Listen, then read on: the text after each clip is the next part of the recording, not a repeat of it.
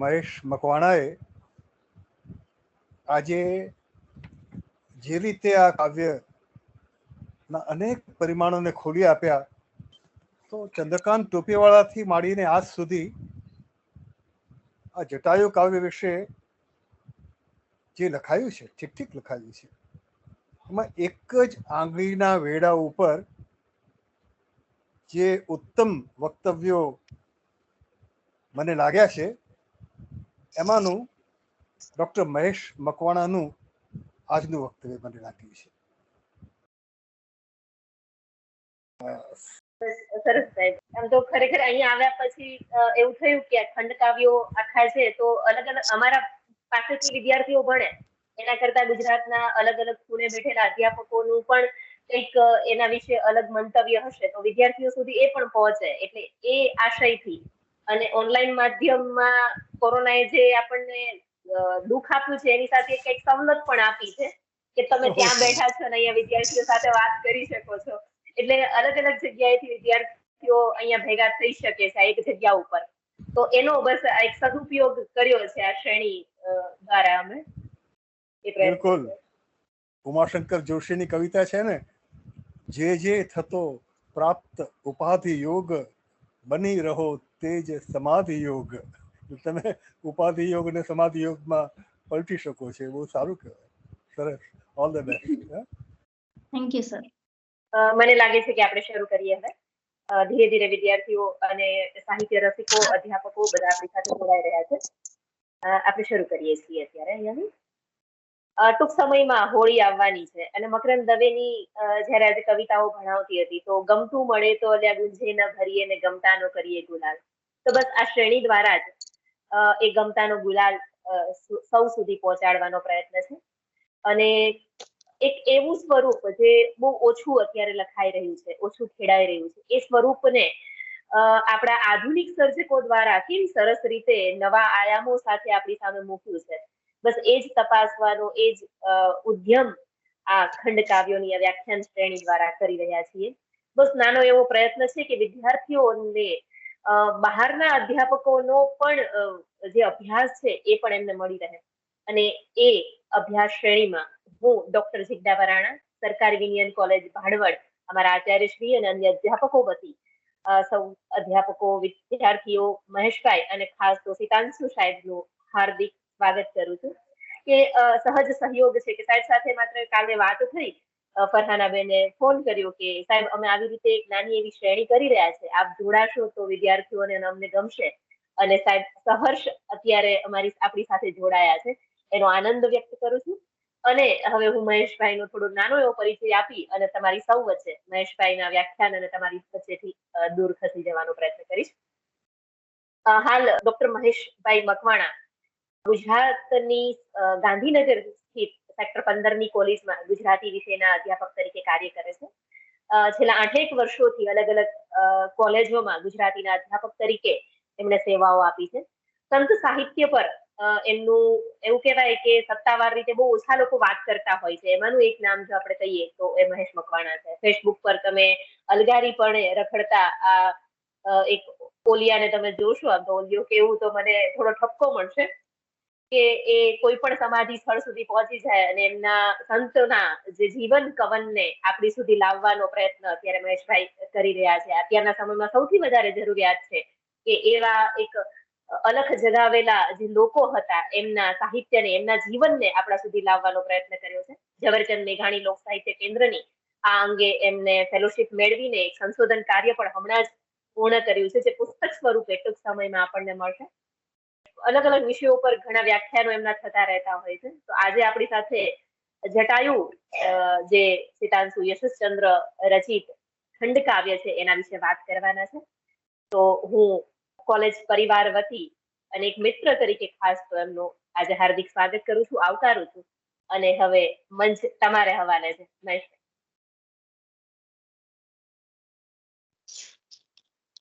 નમસ્કાર.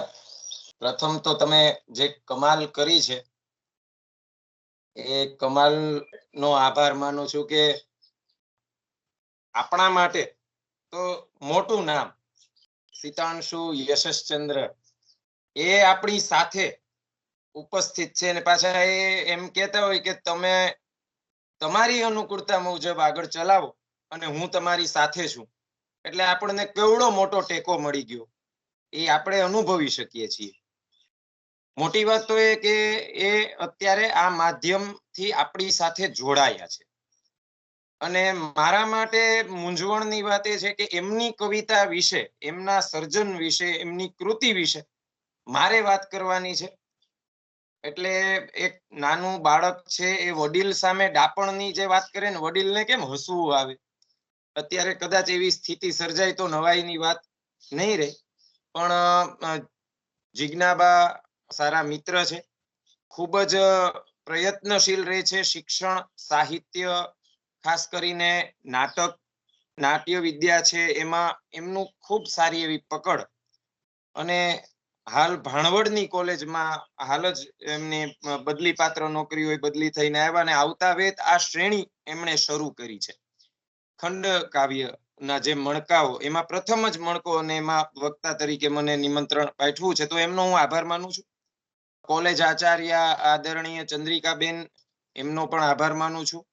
રાજેશભાઈનો પણ આભાર માનું છું, હાલ ઇન્ચાર્જ આચાર્ય કોલેજમાં.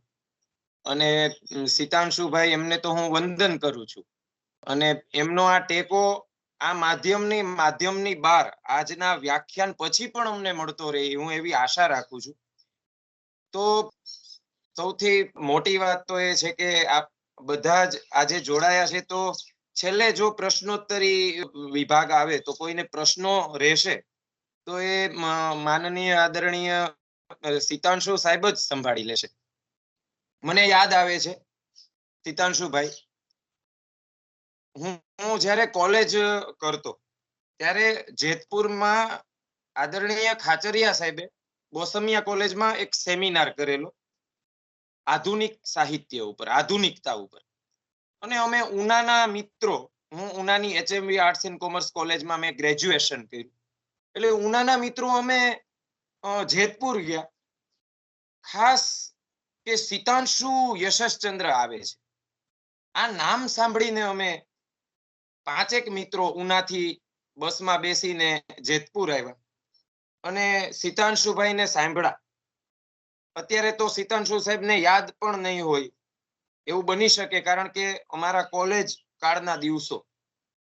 પછી સીતાંશુભાઈ સ્ટેજ પરથી નીચે ઉતરા, જમતા જમતા બેસીને નિરાંતે અમારી સાથે ચર્ચાઓ કરેલી, આધુનિકતા ઉપર, જટાયુ વિશે, વખાર વિશે, ઓડિસ્યુસનું હલેસું વિશે, એમના નાટકો વિશે ઘણી બધી ચર્ચાઓ એમણે એક સહજ ભાવે અમારી સાથે કરેલી. તો મને જિજ્ઞાભાઈએ વાત કરી કે સીતાંશુભાઈ આવે છે, આમાં જોડાશે, તો મને એ દિવસો, એ સ્મરણો તાજા થયા.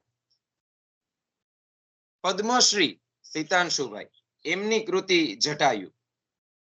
એટલે સીતાંશુ યશસ્ચંદ્ર મહેતા આ નામ પડે એટલે આપણને એક નવી દિશા ઉઘડતી હોય આપણી સામે. એ નવી દિશાના વિચારો આપણી અંદર પ્રેરણા લેતા હોય, એક સરિયલ કવિતાનું વાતાવરણ ઊભું થતું હોય, અને એની સામે, બિલકુલ સામે, સરિયલ કવિતાની બિલકુલ સામે ભારતીય મિથ જગત આખું ખડું થતું હોય. એવા સીતાંશુ યશસ્ચંદ્ર મહેતા, એમનો સામાન્ય રીતે જિજ્ઞાભાઈ મને ગઈકાલે કીધું કે તમારે વિદ્યાર્થીને કેન્દ્રમાં રાખીને વાત કરવાની રહેશે. તો સીતાંશુભાઈનો પ્રથમ પરિચય તો એ કે એમણે સૌંદર્ય શાસ્ત્રમાં અને તુલનાત્મક સાહિત્ય, એ બંનેની સાથે એમણે MA કર્યું છે. આપણે એક જ PhD કરીને હાંફી જતા હોઈએ છીએ, થાકી જતા હોઈએ છીએ, અથવા તો આપણું PhD, આપણો વિષય અથવા તો આપણા ગાઈડ આપણને થકવી દેતા હોય છે, ક્યારેક ક્યારેક એવું બને. એવી સ્થિતિમાં સીતાંશુભાઈએ 2 PhD કર્યા છે. અને એમાં પણ આપણે કહેવાનું સરિયલ ને અહીંયા ભારતીય મિથ, એની જેમ જ એ જ અદાથી એક PhD વિદેશમાં અને એક PhD ભારતમાં. જે વિદેશમાં એમણે જે PhD કર્યું છે એ આપણા નાટ્યાચાર્ય ભરત અને ફિલસૂફ કાન્ટ, એમની જે પરંપરામાં જે કળા સ્વરૂપનો જે વિભાવ છે એ વિષય ઉપર એમણે વિદેશમાં PhD કર્યું છે. તો ભારતમાં આદરણીય રામપ્રસાદ બક્ષી, આપણા એક જાણીતા વિવેચક, એમના માર્ગદર્શન નીચે જે પીએચડી કર્યું છે, આપણે સૌએ નાની પુસ્તિકા વાંચી હશે, રમણીયતાનો વાઘ વિકલ્પ. હું તો જયારે ટીવાયમાં હતો ત્યારે મેં અમારી લાઇબ્રેરીમાંથી લઈને વાંચેલી રમણીયતાનો વાઘ વિકલ્પ ને. ત્યારે મને પ્રશ્ન થયો અને હું મારા પ્રોફેસર જિજ્ઞાસુ ત્રિવેદી સાહેબ અને કેજે વાળા સાહેબ એમની પાસે દોડીને ગયો કે સાહેબ તમે તો એમ કહેતા હતા કે પીએચડી કરવું હોય એટલે 1000 પાનાનો થીસીસ લખવો પડે, પણ આમાં તો એમ કે છે આ થીસીસ છે પીએચડી નો, અને આ તો કેવું નાની પુસ્તિકા ચોપડી. એટલે મને એ સમયે મારા અધ્યાપક શ્રીઓએ જવાબ આપેલો કે આમાં 1000 પાનાની જરૂર નથી, આ સિતાંશુ યશસ્ચંદ્રનો થીસીસ છે, આમાં હજારો પાનાનો વિચાર છે. એટલે થીસીસ ની સાઈઝ મહત્વની નથી, થીસીસમાં રહેલું જે નવો વિચાર છે એ મહત્વનો છે. એ સમયે હું કોલેજ કરતો ત્યારે મારા અધ્યાપકોએ મને આ સમજ આપેલી, અને એ રમણીયતાનો વાઘ વિકલ્પ. એમણે એમની કારકિર્દી વિશે વાત કરીએ તો સિતાંશુભાઈએ મીઠીબાઈ કોલેજ મુંબઈ ત્યાંથી પોતાની કારકિર્દીની શરૂઆત કરી અને ત્યાં અધ્યાપક તરીકે જોડાયા, અને એ પછી તો મહારાજા સયાજીરાવ ગાયકવાડ યુનિવર્સિટી વડોદરા ત્યાં પ્રોફેસર અને હેડ તરીકે પોતાની ભૂમિકા ભજવી, અને સૌરાષ્ટ્ર યુનિવર્સિટી, મને ગર્વ થાય છે કે એ યુનિવર્સિટીમાં મેં મારો અનુસ્નાતક નું શિક્ષણ લીધું છે. એ યુનિવર્સિટી એટલે સૌરાષ્ટ્ર યુનિવર્સિટીમાં સિતાંશુભાઈ કુલપતિ રહી ચૂક્યા છે. ગુજરાતી સાહિત્ય પરિષદ છે એમના પૂર્વ પ્રમુખ તરીકે પણ સરસ ભૂમિકા એમણે નિભાવી છે. સિતાંશુભાઈ અનેક સન્માનોથી પુરસ્કૃત થયા છે, અનેક પારિતોષિકોથી પુરસ્કૃત થયા છે, અનેક સંસ્થાઓએ એમને સન્માન્યા છે, અને એવું જ એક માન પાત્ર એવું સન્માન સરસ્વતી સન્માન. ગુજરાતીમાં 2 જ વ્યક્તિને આ સન્માન મેળવવાનું સદભાગ્ય પ્રાપ્ત થયું છે. એક તો આપણા દર્શક મનુભાઈ પંચોળી, એમની કુરુક્ષેત્ર નામની નવલકથા, અને બીજા આપણા સિતાંશુભાઈ. આ સિતાંશુભાઈ છે એમના વખાર જે કાવ્ય સંગ્રહ છે એના માટે સિતાંશુભાઈને આ સરસ્વતી સન્માન મળ્યું છે. જટાયુ કૃતિ એમણે લખી, હું વાંચતો હતો હમણાં, જટાયુ 1986માં એ પુસ્તક સ્વરૂપે, આમ પુસ્તક આવ્યું એટલે જટાયુની સાથે બીજી કવિતાઓ છે, છાંદસ અછાંદસ, પણ આ જટાયુ જે કવિતા છે એને દિલ્હી સાહિત્ય એકેડેમીનો એને એવોર્ડ મળેલો છે. મેં કીધું એમ સિતાંશુભાઈ અનેક સાહિત્ય સંસ્થાઓથી, અનેક પુરસ્કારોથી એમને સન્માન્યા છે, સન્માન પ્રાપ્ત થયું છે. મધ્યપ્રદેશમાંથી એમને કબીર સન્માન પ્રાપ્ત થયું છે. મહારાષ્ટ્રએ એને કુસુમાગ્રજ પારિતોષિક થી સન્માન્યા છે. ઓરિસ્સાએ એને ગંગાધર મહેશ નામના પારિતોષિક થી સન્માન્યા છે, અને કલકત્તાની ભારતીય ભાષા પરિષદે પણ સિતાંશુભાઈ ને પોંખા છે, સન્માન્યા છે.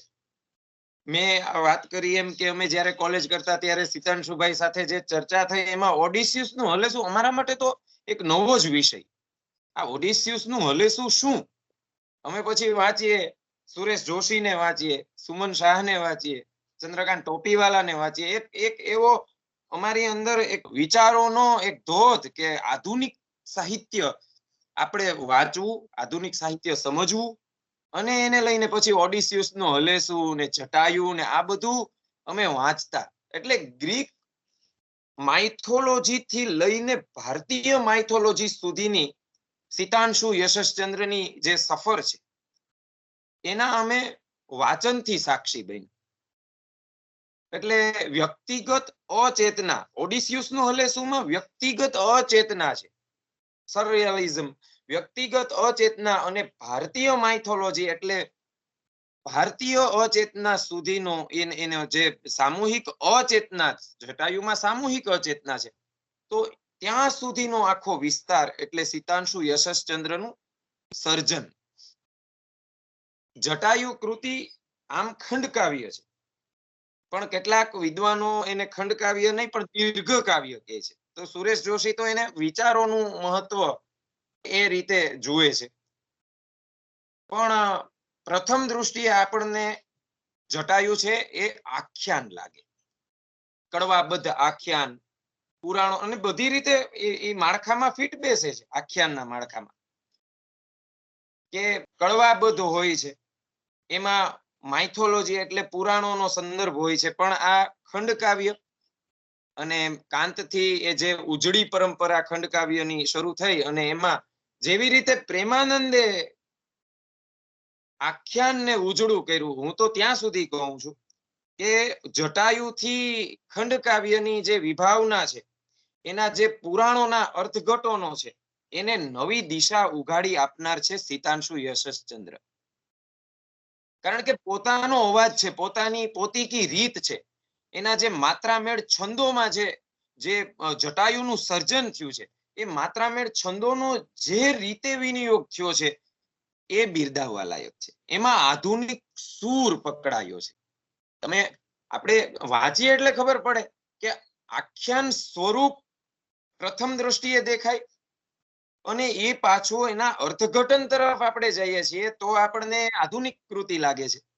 એટલે સિતાંશુ યશસ્ચંદ્ર પાસે પોતીકો સૂર છે, પોતાની રીતે એ કૃતિને પરિસ્થિતિને મૂલવીને કૃતિ રચે છે.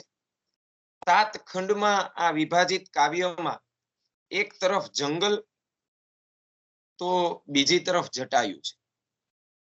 જંગલ છે એ જળ છે, જડતાની નિશાની છે.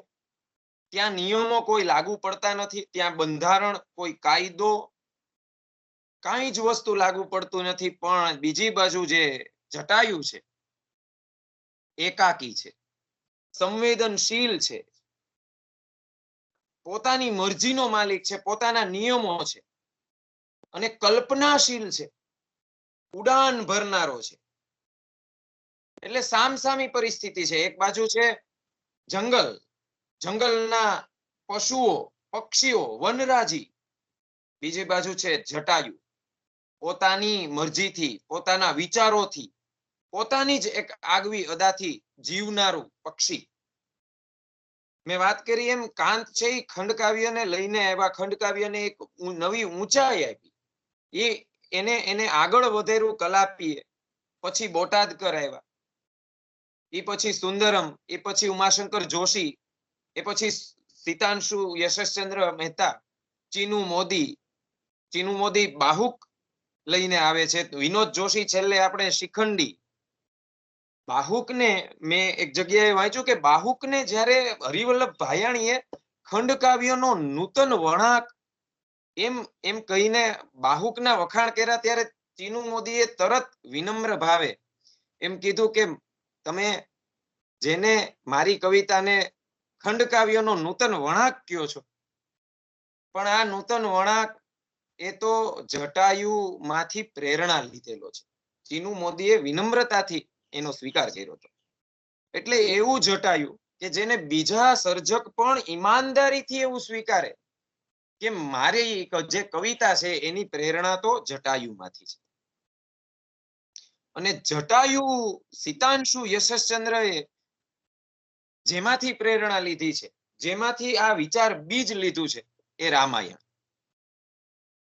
આપણે જટાયુ છે એને આપણે બધા રામાયણના સંદર્ભથી ઓળખીએ છીએ. સૌપ્રથમ આપણને જટાયુ શબ્દ કાને પડે, જટાયુ નામ કાને પડે એટલે આપણને રામાયણ મહાકાવ્ય તરત યાદ આવે કે રામ છે એ પંચવટીમાં રહ્યા, ત્યારે સીતાજી નું રક્ષણ નું કામ, એની જવાબદારી જટાયુએ પોતાના માંથી લીધેલી. એ રામ ભક્ત હતો. રામાયણમાં આમ જુઓ તો કેટલા પશુ છે, ખિસકોલી છે, વાંદરા છે, એમ આ જટાયુ છે કે જે રામ ભક્ત છે. તો આ જટાયુ રામ ભક્ત છે. હવે સીતાનું હરણ કરીને આ જે રાવણ છે એ લઈ જાય છે, રાવણને એને રોક્યો જટાયુએ.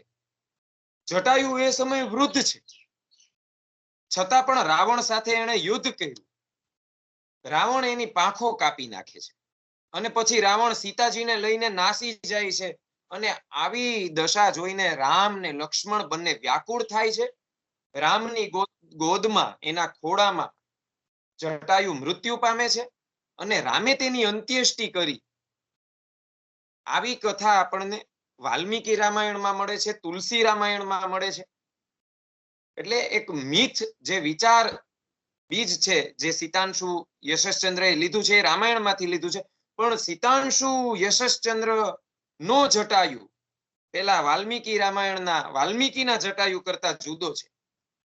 આનો જે અહીંયા અંત મેં કીધો કે રામ છે એની ગોદમાં એનો દેહ ત્યાગ કરે છે, એનો જીવ નીકળે છે, એને મૃત્યુ પામે છે, અને રામ એની અંત્યેષ્ટિ કરે છે, એ સિતાંશુ યશસ્ચંદ્રના જટાયુમાં એ ઘટના ઘટતી નથી. આ જટાયુ ખંડકાવ્ય 7 ખંડમાં વહેંચાયેલું છે. આપણે સીધા ખંડકાવ્ય જટાયુ તરફ જ જઈએ અને પહેલી જ પંક્તિ છે, એ પહેલી જ પંક્તિમાં સિતાંશુ યશસ્ચંદ્ર કવિ છે એ પરિચિત વાતાવરણ આપણને રચી આપે છે. એ લખે છે કે નગર અયોધ્યા ઉત્તરે ને દખણ નગરી લંક. આપણને તરત ખબર પડી જાય કે નગર એક બાજુ અયોધ્યા છે અને બીજી બાજુ દક્ષિણમાં લંકા છે. એક બાજુ રામ છે, બીજી બાજુ રાવણ છે. એક બાજુ સત છે, બીજી બાજુ અસત છે. એટલે તરત એક પરિચિત વાતાવરણ કવિ આપણી સામે મૂકે છે ભૂમિકા સ્વરૂપે. એમને વાત તો કરવી છે જટાયુ વિશે, પણ પૂર્વ ભૂમિકા જે રચે છે એ કમાલની છે કે નગર અયોધ્યા ઉત્તરે ને દક્ષિણ નગરી લંક. અને તરત બીજી પંક્તિમાં સિતાંશુ આધુનિક કવિ છે, એટલે આધુનિકતાનો આવિર્ભાવ બીજી જ પંક્તિમાં કે વચ્ચે સદ સદ જ્યોત વિહોણું વન પથરાયું રંક. સત અને અસત બંનેથી પર, જ્યાં સત પણ નથી, જ્યાં અસત પણ નથી એવું વન.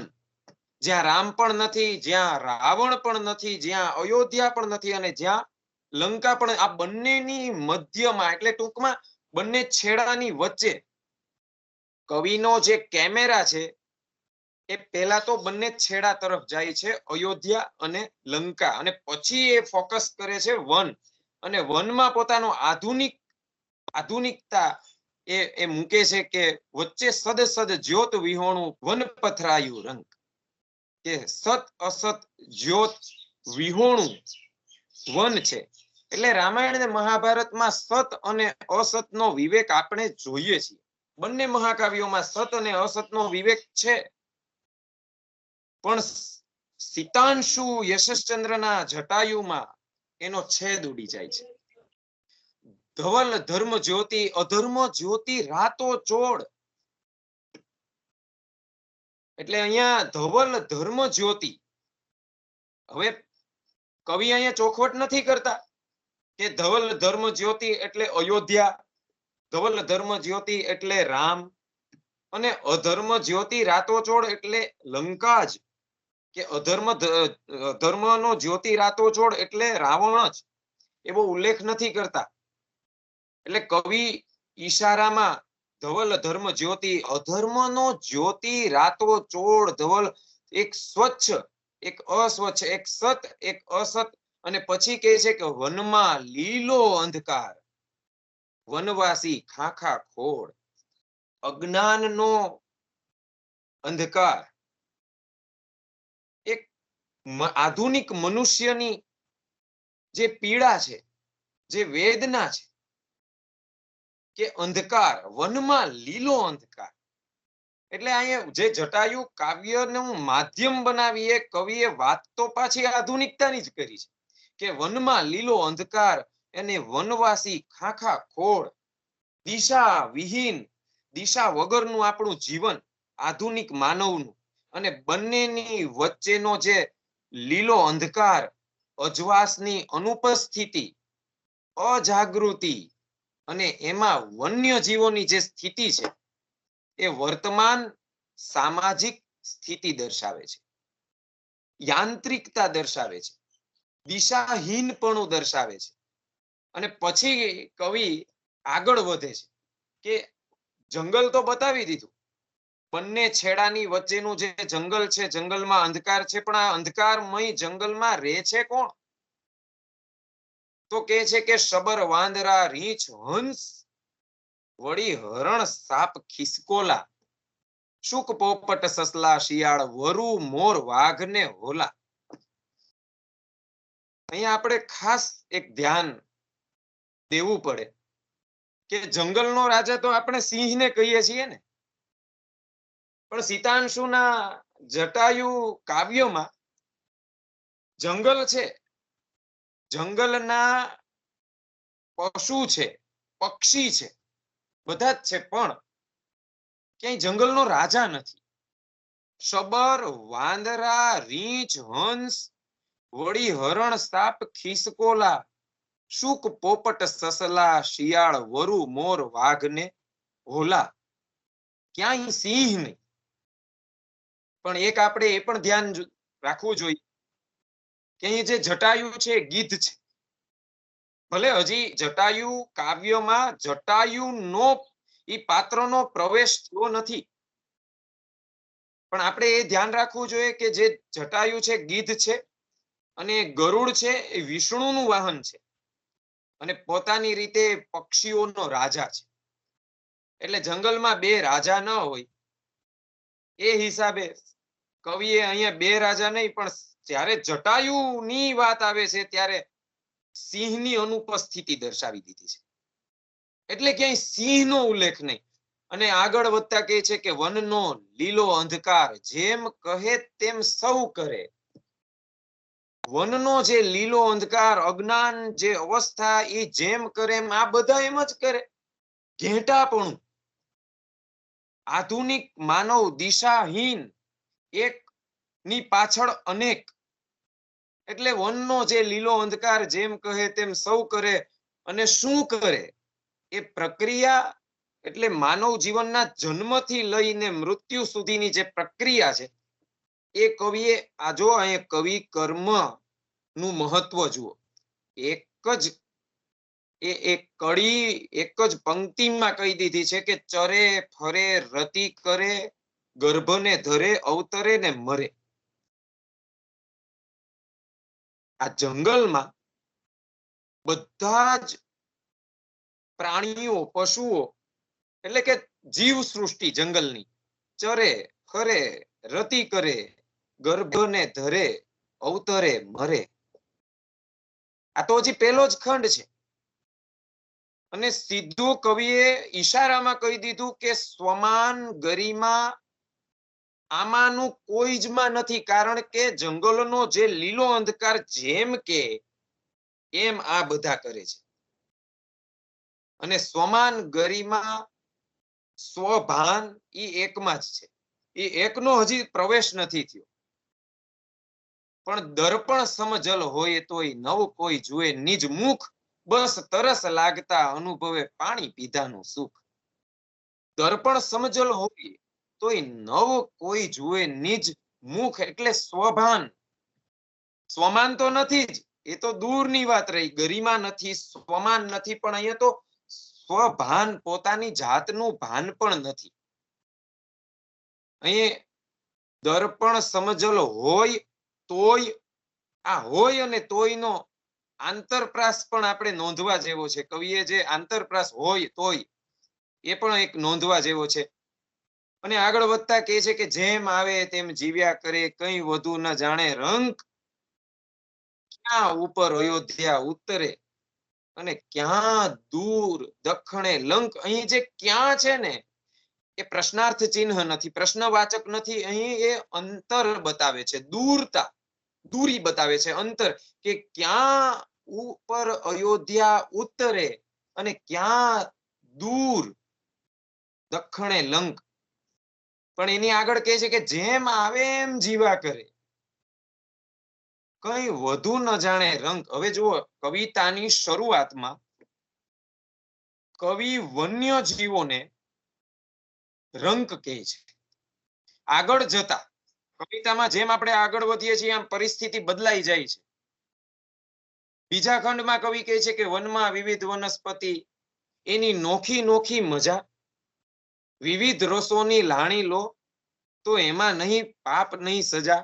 આ આપણે જે આધુનિક મનુષ્યો એ વનમાં વિવિધ વનસ્પતિ એની નોખી નોખી મજા છે, વિવિધ રસોની લાણ લ્યો તો એમાં નહીં પાપ નહીં સજા. આધુનિકતાનો એક ઈશારો તમે આપણે માઇથોલોજી મિથને કઈ રીતે આધુનિકતા નો સ્પર્શ આપી શકાય એ જટાયુથી ઉત્તમ ઉદાહરણ મને નથી લાગતું કે બીજું હોય આપણી પાસે. હવે કઈ મજા છે તો કે પોપટ શોધે મરચીને અને મધ પતંગિયાની ગોત, આંબો આપે કેરીને દેહની ડાળો ફરતી મોત. એટલે જેવો જેનો સ્વભાવ, જેવી જેની વૃત્તિ એ પ્રમાણે એનો ખોરાક છે. કેરી ચાખે કોકિલા અને જઈ ઘટા સંતાઈ, મૃત્યુ ફળના ભોગી ગીધો બપોરમાં દેખાય. આ બીજા જે પક્ષીઓ છે, પશુઓ છે, ત્યાં એને ફળ ખાતા બતાવ્યા છે, પણ મૃત્યુ ફળના ભોગી ગીધો. ગીધનો જે ભોગ છે એ મૃત્યુ ફળના ભોગી ગીધો બપોરમાં દેખાય. જુઓ તો જાણે વગર વિચારે બેઠા રહે બહુ કાળ, જીવન મરણ વચ્ચેની રેખાની પકડી ડાળ. વગર વિચારે એ કોઈ બૌદ્ધિકતા, કોઈ વિચારો, કોઈ ઉડવાની વૃત્તિ, કોઈ સક્રિયપણું, કોઈ ચેતનવંતપણું એમાં નથી. ડોક કરે ડાબી જમણી પણ એમની એમ જ કાંઈ, એક ને બીજી બાજુ વચ્ચે ભેદ નહીં પકડાય. જેમના હવે જે જટાયુ છે એનો પ્રવેશ થાય છે. બીજા ખંડની અંતિમ પંક્તિમાં જટાયુનો પ્રવેશ થાય છે. બે ખંડ સુધી તો અયોધ્યા, લંકા, એની વચ્ચેની જે વનરાજી, જંગલ, અજ્ઞાન અવસ્થામાં જે જીવો દિશાવિહીન જીવન જીવે છે એની વાત, અને અંતે બીજા ખંડની અંતિમ પંક્તિ અને એમાં જટાયુનો પ્રવેશ કરાવે છે કવિ, કે જેમના ભારેખમ દેહોને માંડ ઊંચકે વાયુ, એવા ગીધોની વચ્ચે એક ગીધ છે નામ જટાયુ. એટલે મુખ્ય પાત્રનો પ્રવેશ બીજા ખંડની અંતિમ પંક્તિમાં થાય છે. એટલે બે ખંડ તો પરિવેશ, ખંડકાવ્યોનું આ જે લક્ષણો છે એમાં મહત્વનું છે કે પરિવેશ પણ આપણે બતાવવાનો હોય છે. અને પછી ત્રીજો ખંડ ચાલુ થાય છે કે આમ તો બીજું કાંઈ નહીં. અહીંયા જો કવિએ બોલચાલની શૈલી અપનાવી છે કવિતામાં, કે આમ તો બીજું કાંઈ નહીં પણ એને બહુ ઉડવાની ટેવ. અહીંયા વિદ્યાર્થીઓને મજા આવે એવી એક વાત છે કે એ હમણાં બહુ ઉડે છે. આપણે એવું કહીએ ને કે કોઈ કઈક નવીન વાત કરતો હોય, કોઈ નવીન વિચાર રજૂ કરતો હોય, કોઈ પ્રગતિ કરતો હોય, કોઈ ટોળાથી જુદી જ દિશામાં ચાલતો હોય, કોઈ અથવા તો સામા પ્રવાહે તરતો હોય, આપણે એમ કહીએ છીએ સામાન્ય રીતે આપણે એમ કહેતા હોઈએ કે ઈ તો બહુ ઉડે છે, હમણાં ખબર પડશે, હેઠો પડશે ને ત્યારે ખબર પડશે, આવું આપણે સામાન્ય રીતે કહેતા હોઈએ છીએ. એટલે આમ તો બીજું કાંઈ નહીં પણ એને બહુ ઉડવાની ટેવ. પોર ચેડો ના ચેડો ને જટાયુ ચેડો જુઓ તતખેવ, હજી તો સવાર થયું નથી કે ઉડ્યો નથી, એને બસ ઉડવું છે. પણ આ ઉડાન વિચારોની છે, આ ઉડાન ચેતનાની છે. અને સિતાંશુ યશસ્ચંદ્રની તો આ ઉડાન આધુનિકતાની છે, આધુનિક માનવની વૃત્તિઓની છે. એટલે અહીંયા બોલચાલની જે સહજ ભાષા છે એનો જે ઉપયોગ, જે પ્રયોગ થયો છે એ નોંધવા જેવો છે. અને પછી તો એ જટાયુ ઊંચે ઊંચે જાય ને આગે આગે જુએ વનમાં, ત્યાં ઊના વાયુ વચ્ચે એને થયા કરે કંઈક મનમાં, અને ઊની ઊની હવાને જાણે હુંફાળી એકલતા, કિશોર પંખીએ ઉડે ને એને વિચાર આવે ભળતા. જુઓ હજી અહીંયા જટાયુ એ પ્રૌઢ નથી, અહીંયા હજી એક કિશોર છે. ત્રીજા ખંડમાં કિશોર જટાયુ બતાવ્યો છે. એટલે સિતાંશુ યશસ્ચંદ્ર છે એ સમયને પણ કઈ રીતે લાઘવ તત્વ આપે છે એ પણ અહીંયા આપણે જોવું રહ્યું કે ત્રીજા ખંડમાં જે જટાયુ કિશોર છે એ આગળ જતા પ્રૌઢત્વ પ્રાપ્ત કરે છે, પણ એ બહુ જ ટૂંકા સમયમાં જટાયુને વિચાર આવે અવનવા, એ ગોળ ગોળ મૂંઝાય. મને તો ઘણીવાર આ જ્યારે જટાયુ વાંચું છું ત્યારે મનોવિજ્ઞાનનો પણ આ વિષય બની શકે. વિચાર આવે અવનવા, એ ગોળ ગોળ મૂંઝાય, આમ ચક્રાવો લે. જે ગીધ છે એ જંગલની ઉપર જે ઊંચી ઉડાન ભરે છે અને જે ચક્રાવો લે છે અને જંગલમાં પોતાનો શિકાર શોધે, અને જે આંખોથી, ઝીણી આંખોથી, અહીં જટાયુની આંખો ઝીણી છે, ને ઝીણી આંખોથી જે નિશાન તાકે છે પોતાના શિકાર માટે, પણ એ જે ગોળ ચક્રાવો લે છે એ અહીંયા જટાયુ શિકાર માટે નહીં, પણ આ જટાયુ સંવેદનશીલ છે, વિચારશીલ છે, એને અવનવા વિચારો આવે છે, એટલે એ ગોળ ગોળ મૂંઝાય, એનો જે વિચારોનો પ્રવાહ છે એ ફરે છે, ને ઊની ઊની એકલતામાં અધર ચડતો જાય. એ એકાકીપણું છે, એની ઊની ઊની એકલતા છે, અને એ અધર ચડતો જાય. જન્મથી જ જે ગીધ છે એની આમે ઝીણી આંખ, એમાં પાછી ઉમેરાય આ સતપત પર કરતી પાંખ. એ ગીધ છે, એની સતપત કરતી પાંખ છે, પણ એની જે આંખો છે એ ઝીણી છે. એટલે ઝીણી આંખો એટલે અહીંયા પ્રતિકાત્મક ક્રિયા, એટલે ઝીણી દૃષ્ટિ છે, પરિસ્થિતિને જોવાની, નિર્ણયો લેવાની. આ મારા અંગત અર્થઘટનો હું અત્યારે આપું છું. અને પછી માતા પૂછે બાપને કે આનું શું એ થશે, તમે કેવ. હવે જો કહો નહીં, કેવ એટલે આપણને તળપદ, આપણને મધ્યકાળ, આપણે જે હમણાં વાત આખ્યાન સ્વરૂપ છે એમાં જે શબ્દ પ્રયોગ થતો, આગળ આપણે જોશું ભાષાના જે પ્રયોગો થાય છે, થયા છે આમાં, કે માતા પૂછે બાપને આનું શું એ થશે, તમે કેવ. જે અહીંયા પ્રાસને યોજવા માટે કહો નહીં પણ કેવ, કારણ કે બીજી કડીમાં કહે છે કે આમ તો બીજું કાંઈ નહીં, પણ આને બહુ ઉડવાની ટેવ. એ ટેવ અને કેવ, હવે તમે જુઓ કે આને બહુ ઉડવાની ટેવ, આ બીજી વખત આ વિચાર છે એ અહીંયા રજૂ થયો છે. એટલે બહુ ઉડવાની ટેવ એ આગળ જતા એને કઈ રીતે જટાયુને નડે છે એ અહીંયા પૂર્વ ભૂમિકા સ્વરૂપે કવિએ મૂકી છે, કે એકલતાની જે મૂંઝવણ, આવા જે અરૂઢ ભાવ કલ્પનો છે એ ત્રીજા ખંડમાં એની જે સમૃદ્ધિ કવિએ મૂકી છે.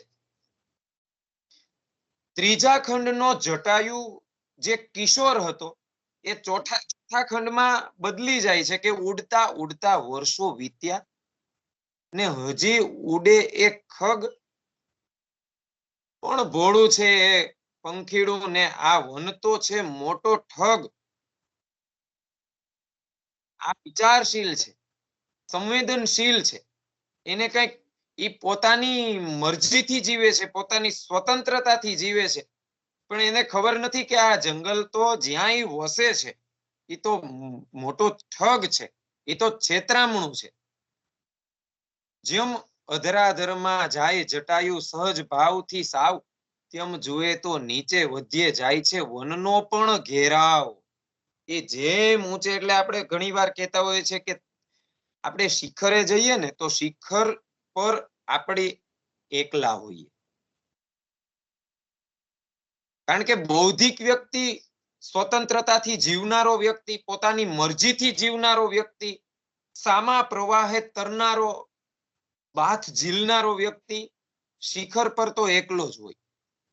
એટલે હાથવા ઊંચો ઉડે જટાયુ તો વાંસવા ઠેકે વન, તીવ્રતાની નિશાની.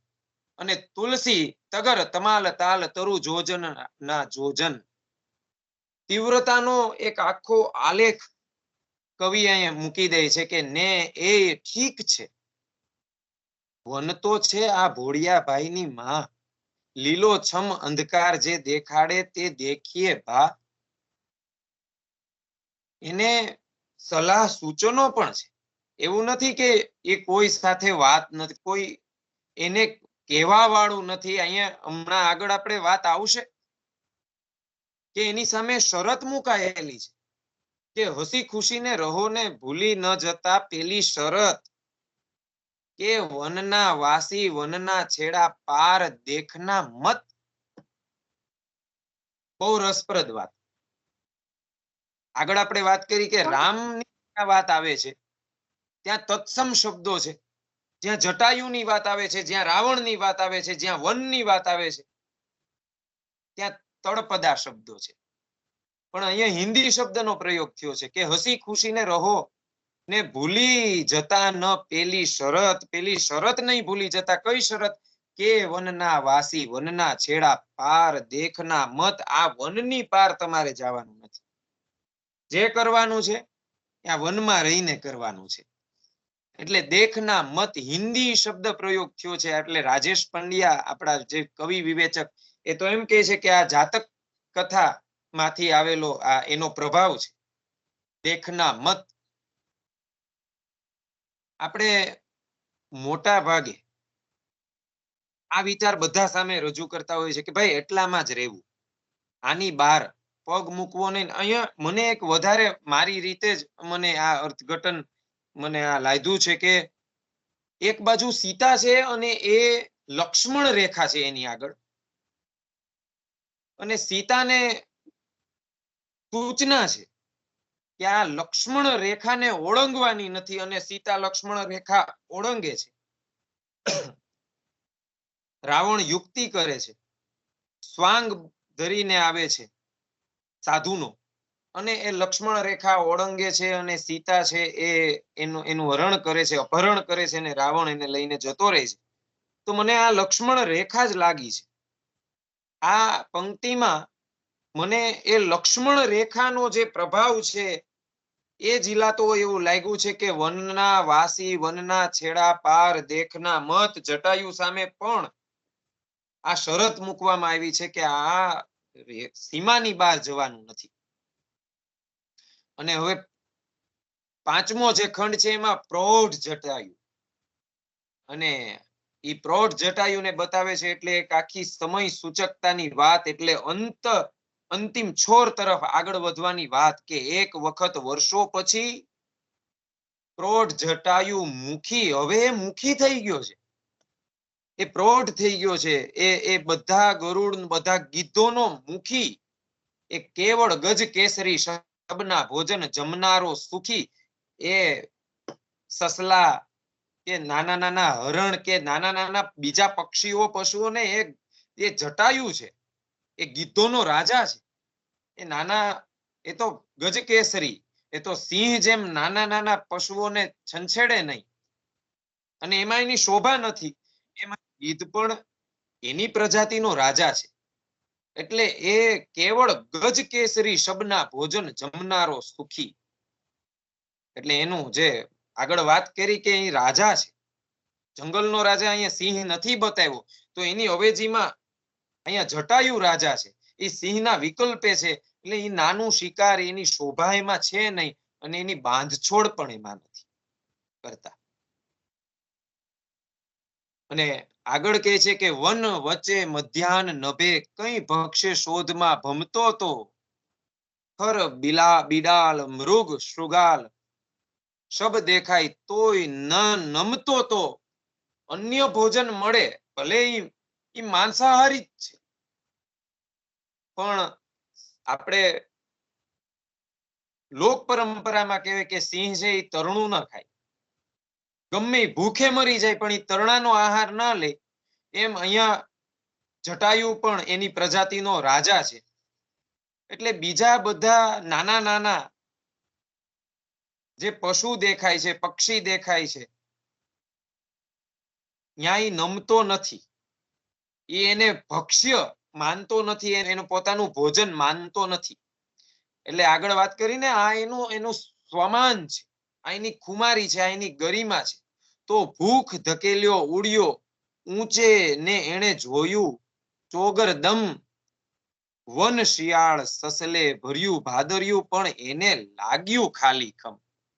બીજા ગીત હોત તો એને તો મજા આવી જાય એવી વાત હતી કે આ જંગલ તો ભર્યું ભાદર્યું છે, વન શિયાળ સસલે ભર્યું ભાદર્યું, પણ આ તો જટાયું છે, આ તો રામ ભક્ત છે, આ તો પોતાની મરજીથી જીવનારો છે, એટલે એને આ શિયાળ અને સસલાથી ભર્યું ભાદર્યું વન પણ ખાલી ખમ લાગે છે. આ ખાલી પાની પૂર્વ ભૂમિકા. આ આગળની જે કાવ્ય પંક્તિમાં કવિ કહે છે કે એ ખાલી પાની ઢીંક વાગી. આ ખાલી પાની ઢીંક છે ને એ અત્યારે વર્તમાન સમયે આપણે પણ એ ઢીંકને ભોગવી રહ્યા છીએ. એ ખાલી પાની ઢીંક વાગી, એ થથરી ઉઠો થરથર, વન નાના કહેતું રહ્યું જટાયું, અવશ ઉછળ્યો અધ્ધર, ત્યાં ઠેક્યા ચારે કોર તુલસી તગર તમાલ ને તાલ, સૌ નાના નાના મરણ ભર્યા, એને લાગ્યા સાવ બેહાલ. આ ભાષાનો જે પ્રયોગ થયો છે એ આખું રસલક્ષી સમીક્ષા તરફ આપણને આ કવિતામાં જવા માટે પ્રેરે છે, મજબૂર કરે છે. અને છેલ્લે 5મા ખંડમાં કહે છે કે અને એ જ અસાવધ પડે એને લીધા ક્યાં હવાના કેળા, કે ફક્ત એક જ વીંઝી પાંખ હોને જટાયુએ દીઠા વનના છેડા. અને પછી જટાયુ એક જ એવી પાંખ વીંઝે છે, એટલી ઊંચાઈએ જાય છે, કારણ કે એને અસંતોષ છે. ભર્યું ભાદર્યું વન પણ એને ખાલી ખમ લાગે છે, કારણ કે એ સામાન્ય ગીધ નથી. એટલે એ જે એક પાંખ વીંઝે છે અને જે ઉડ્ડયન કરે છે, જે ઉડાન ભરે છે, અને એને પેલી શરત તોડી નાખી. એ શરત તોડે છે, એને વનના છેડા જોઈ લીધા. અને જે વનના છેડા જોઈ લીધા એ જે કવિતાની શરૂઆત થાય છે એ 6ઠા ખંડમાં વળી પાછું એનું પુનરાવર્તન કે નગર અયોધ્યા ઉત્તરે, હવે તો છેડા જોયા, નગર અયોધ્યા ઉત્તરે ને દક્ષિણે નગરી લંક, બેય સામટા આવ્યા જોતો રહ્યો જટાયુ રંક. આ તો રંક, હવે વન રંક નથી, વનથી તો એ ઘણો આગળ નીકળી ગયો. અને આગળ નીકળી ગયો એટલે એકલો પડી ગયો છે. એકલો પડી ગયો એટલે અહીંયા કવિ એને રંક કહે છે. હવે વાસ્તવિક સ્થિતિ એની સામે આવી છે, અને અહીંયા પણ આધુનિકતાનો સ્પર્શ. એને બે છેડા, હજી સુધી કોઈ ગીધે આ શરત તોડી નથી.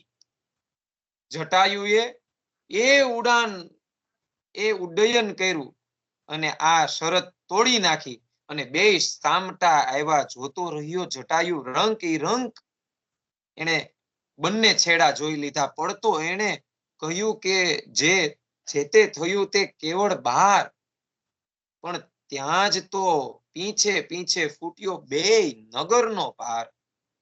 બે છેડા જોઈ લીધા, હવે બે નગરનો ભાર, બંને બાજુના વિચારોનો પણ ભાર, અને નમી પડ્યો એ ભાર નીચે ને વનવાસી એ રાખ.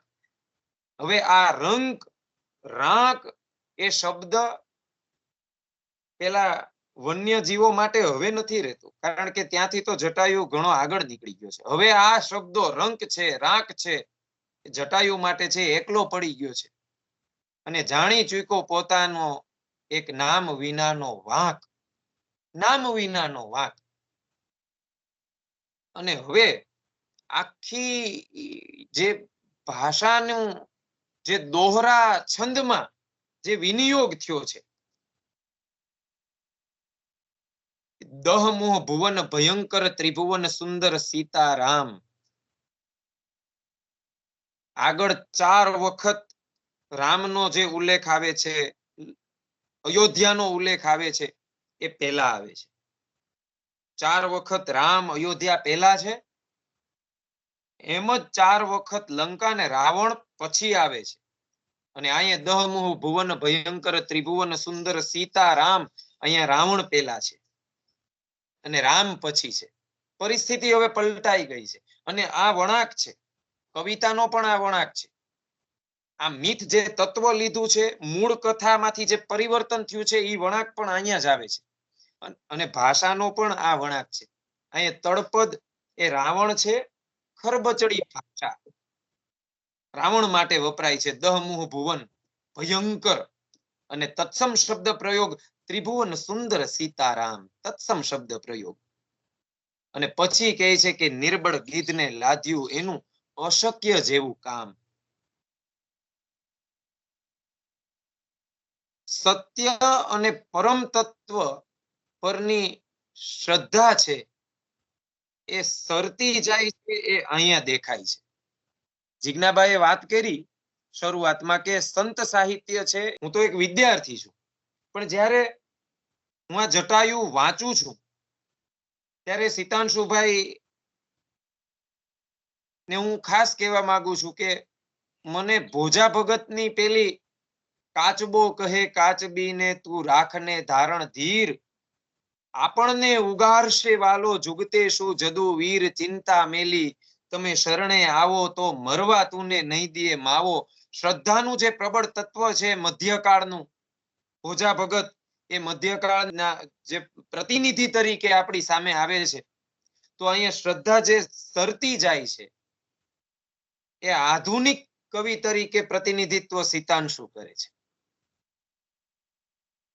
એમાં પછી કહે છે કે કેશવજીએ કરુણા કીધીને મોકલ્યા મેઘ મલ્હાર. એ શ્રદ્ધાનું પ્રબળ તત્વ કેવી રીતે છેલ્લે એ કાચબો ને કાચબી એમાં સફળ થાય છે. પણ અહીંયા એ શ્રદ્ધાનું તત્વ છે એ શ્રદ્ધા સરતી જાય છે. એ આધુનિકતા નું સૂચક છે.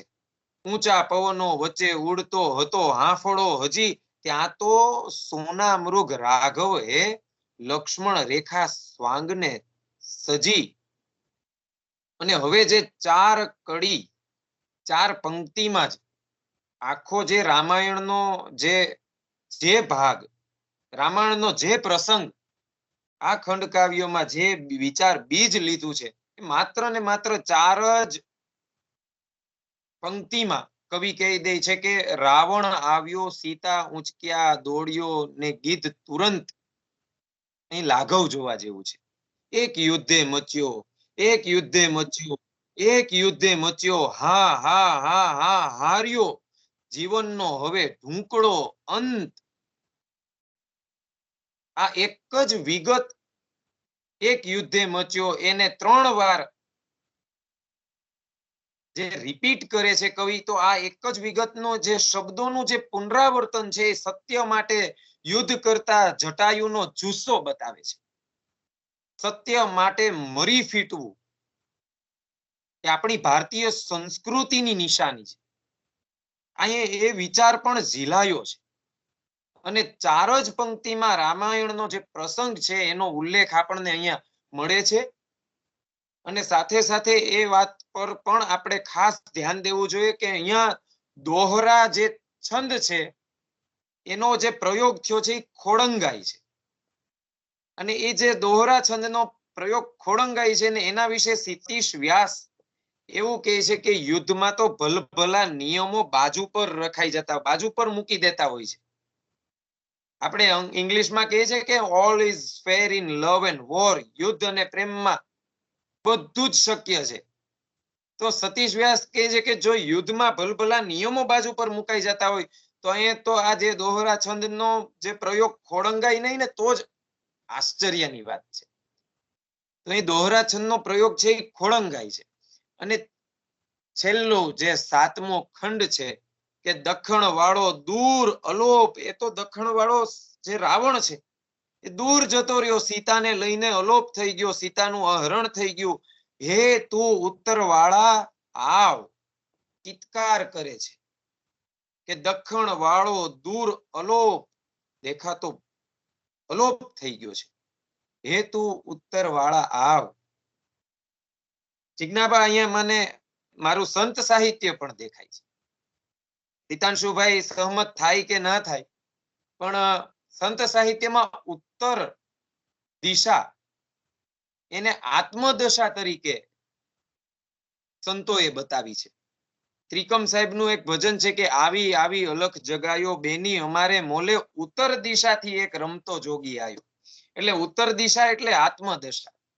એટલે મને તો આ કૃતિ વાંચતી વખતે બહુ જ મજા એમ પડી કે મને રેફરન્સ મધ્યકાળમાંથી તો મળ્યા, પણ સંત સાહિત્ય સાથે જોડાતા મારો અંગત હું મત આમ મૂકી શકું એવું મને દેખાયું કે દખણ વાળો દૂર અલોપ હે તું ઉત્તર વાળા આવ, તુલસી તગર તમાલ તાલ વચ્ચે એકલો છું સાવ, અને દયા જાણી કઈ ગીધ આવ્યા છે અંધારા લઈ, પણ હું શું બોલું છું તે એમને નથી સમજાતું કઈ. આધુનિક મનુષ્ય એના માટે આ જે કડી છે કે દયા જાણી કઈ ગીધ આવ્યા છે અંધારાને લઈ. આપણા જ આપણને સમજી શકતા નથી, એ આપણા સમયની સૌથી મોટી વેદના પીડા છે. અહીંયા ગીધ પ્રજાતિ આવે છે જટાયુ પાસે, દયા જાણી કઈ ગીધ આવ્યા છે અંધારાને લઈ, પણ આવ્યા છે અંધારાને લઈને. એ કોઈ ચેતના લઈને, એ કોઈ ધવલ અજવાસ લઈને, એ કોઈ જાગૃતિ લઈને, એ કોઈ સ્વતંત્રતા લઈને, ગરિમા લઈને, પોતિકાપણું લઈને નથી આવ્યા. એ અંધકારને લઈને જ આવ્યા છે. એટલે જટાયુ બોલે છે કે પણ હું શું બોલું છું તે એમને નથી સમજાતું કાંઈ. એટલે સીમા ઓળંગનારા અંતે તો એકલા જ હોય છે. સૌ ગીધ આવ્યા છે જટાયુ પાસે, પણ અંધારું લઈને આવ્યા છે. અને આ જટાયુ શું બોલે છે એને કઈ સમજાતું નથી. આપણે બહુ આગળ વધી જાય ને બહુ મોટી વાત કરવા એટલે આપણે ગાંડામાં ખપીએ. આપણે બધાને આ વર્તમાન સમયની આ વાસ્તવિકતા છે. એટલે એ 2 દિવસ પહેલા જિજ્ઞાબા સાથે વાત થતી હતી આ જટાયુ સંદર્ભે જ. એટલે જિજ્ઞાબાએ મને વાત કરી કે મારી તો આ આખા જે 7 જે કવિતા છે ખંડકાવ્યમાં સૌથી પ્રિય કડી છે કે ઝટકર ઝટકર રાઘવા હવે મને મૌનનો કેફ ચડે. એટલે એ રાઘવને પ્રાર્થના કરે છે, એને કઈક કહેવું છે રાઘવને. મૂળ રામાયણમાં, મૂળ વાલ્મીકી રામાયણમાં, તુલસી રામાયણમાં રાઘવ આવે છે, એના ખોળામાં માથું નાખે છે, પ્રાણ ત્યાગે છે, દેહ ત્યાગે છે, અને એની અંત્યેષ્ટિ પણ રામ દ્વારા થાય છે, રામ ને લક્ષ્મણ દ્વારા. પણ અહીંયા એ ઘટના ઘટતી નથી. અહીંયા તો પીડાથી ગ્રસ્ત હવે મૃત્યુના ખોળે બેઠેલો જટાયુ કે ઝટકર રાઘવા હવે મને મૌનનો કેફ ચડે. આ વાચા ચાલે એટલામાં મારે તને કઈ કહેવાનું છે. હું જ્યાં સુધી હવે મારી વાચા ચાલે ત્યાં સુધીમાં મારે તને કઈક આજે કઈક કહેવું, જે મનની મૂંઝવણ. પણ રામ એના માટે કવિ કહે છે કે તું તો સમયનો સ્વામી છે, ક્યારેક આવવાનો એ સહી. જેવી રીતે મને પેલી શરતમાં લક્ષ્મણ રેખા અને સીતાનો સંદર્ભ યાદ આવે છે કે એ શરત તોડે છે સીતા અને સંકટમાં સપડાઈ જાય છે. અને આ શરત કે વનમાંથી બહાર નથી નીકળવાનું, એટલી જ ઊંચાઈએ જવાનું છે, એ શરત તોડે છે અને જટાયુ જે સંકટમાં સપડાય છે. તો અહીંયા મને શબરી પણ યાદ આવે છે. શબરીને સદભાગ્ય પ્રાપ્ત થયું, પણ અહીંયા સીતાંશુ ના આધુનિક કવિ ના જટાયુને એ સદભાગ્ય પ્રાપ્ત નથી થતું. એટલે એ કહે કે તું તો સમયનો સ્વામી છે, ક્યારેક આવવાનો એ સહી, પણ હું તો વનેચર મર્ત્યો છું, હવે જાજુ ટકીશ નહીં. હવે તરણાઈ વાગે છે તલવાર થઈ, મારા બહુ દુખે છે ઘા. આ કેળા વિનાના વનથી કેટલું છેટું હશે અયોધ્યા.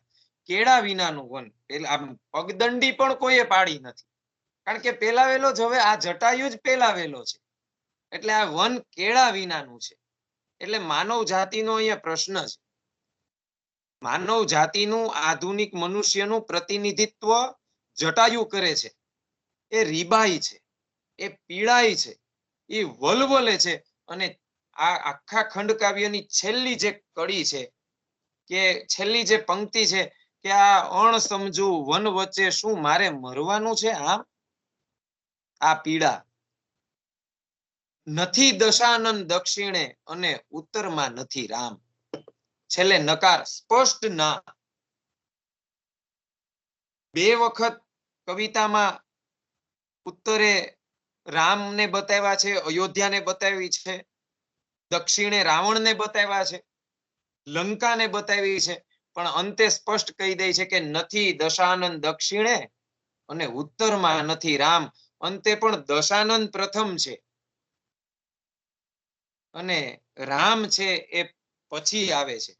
અને અહીંયા પાછું હવે સંદર્ભ જોડી શકાય કે સદ સદ જ્યોત, સત પણ નથી અને અસત પણ નથી એવું આ વન છે. એટલે આ વન્ય સૃષ્ટિ જીતતી હોય ને આપણને એવું લાગે,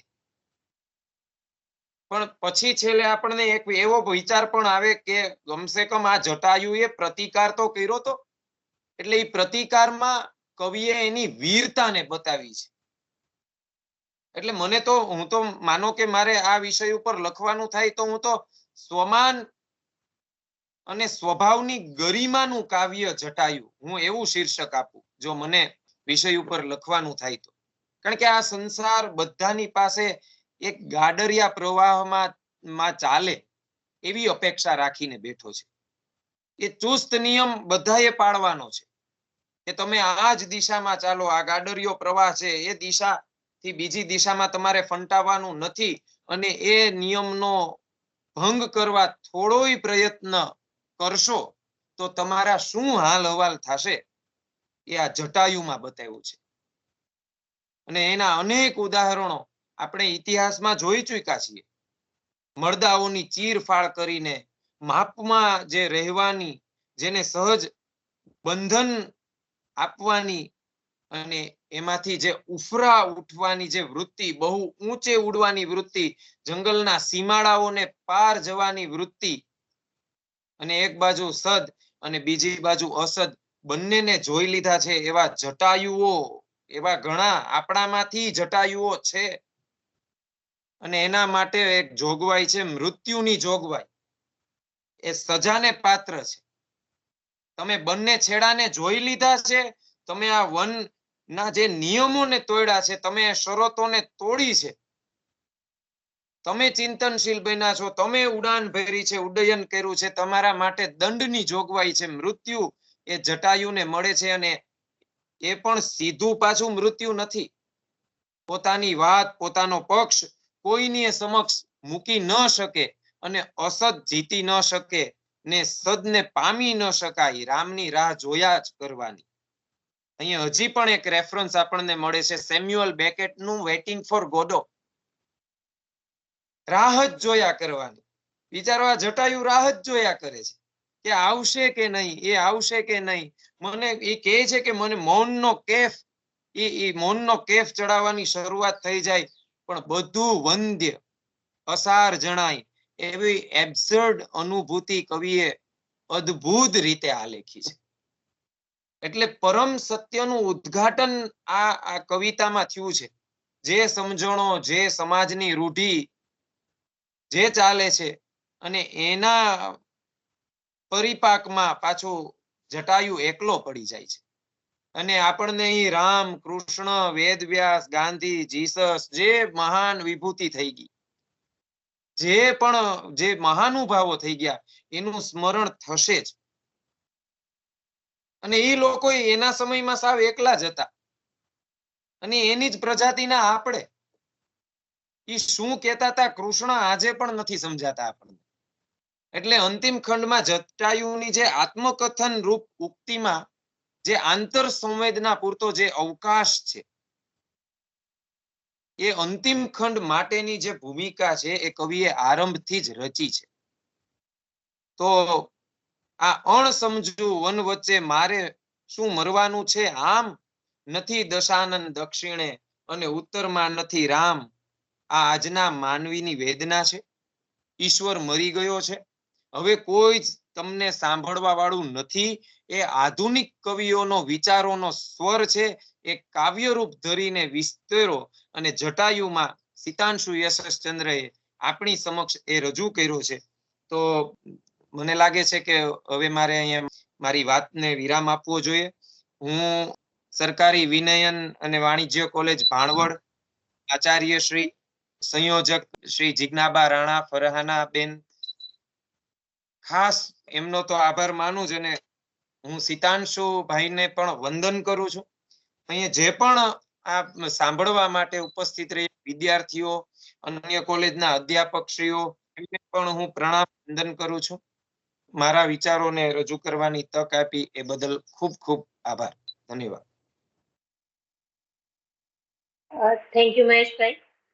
સાતેય ખંડની જે વાત છે, જે કથા છે, એના કયા કયા નવા નવા વણાકો આવે છે, એ વણાકો સાથે અંતે ઝટકર રાઘવા, એ મૌનના કેફ સાથે મૌન મહેશભાઈએ ધારણ કર્યું છે. અહીંયા આજ જટાયુનું મંચન શક્તિભાઈ અને વિરેનભાઈએ કરેલું છે. કદાચ શક્તિભાઈ હાજર છે અહીંયા સાથે, તો મને એ પણ ક્ષણો યાદ આવે છે. એક કહેવાય ને કે હમણાં વાત થતી હતી મહેશભાઈ સાથે પહેલા પણ, કે ફિનિક્સ પક્ષીની જેમ માણસો પણ ક્યારેક એની રાખમાંથી બેઠા થતા હોય છે. તો જટાયુ એ ક્ષણમાં પણ જીવિત હતો, ને જટાયુ આજે પણ ક્યાંક ને ક્યાંક કોઈકમાં ને કોઈકમાં પડેલો છે. એ જ આધુનિકતાના અંશ મને ક્યાંક ને ક્યાંક જટાયુમાં દેખાયા છે. એ નાટ્યાત્મકતા, નાટકના કલાકાર હોવાના કારણે એમાં દેખાય છે કે એ પળ રીબાતો જટાયુ ને મંચ ઉપર લાવવો, એને જોવો, એ એક લાવો છે ખરેખર. તો હવે અધ્યાપકો, વિદ્યાર્થીઓ માટે પ્રશ્નોત્તરી માટે થોડો સમય આપણે 5-10 મિનિટ આપીએ. મહેશભાઈ ને સિતાંશુભાઈ પણ આપણી વચ્ચે છે, એ પણ થોડીક જો વાત કરશે તો આપણને આનંદ થશે. સિતાંશુભાઈ. મહેશ મકવાણાએ આજે જે રીતે આ કાવ્યના અનેક પરિમાણોને ખોલી આપ્યા, તો ચંદ્રકાંત ટોપીવાળાથી માંડીને આજ સુધી આ જટાયુ કાવ્ય વિશે જે લખાયું છે, ઠીક લખાયું છે, એમાં એક જ આંગળીના વેડા ઉપર જે ઉત્તમ વક્તવ્યો મને લાગ્યા છે, એમાંનું ડૉક્ટર મહેશ મકવાણાનું આજનું વક્તવ્ય મને લાગ્યું છે. એટલા માટે કે 4 વસ્તુ એમાં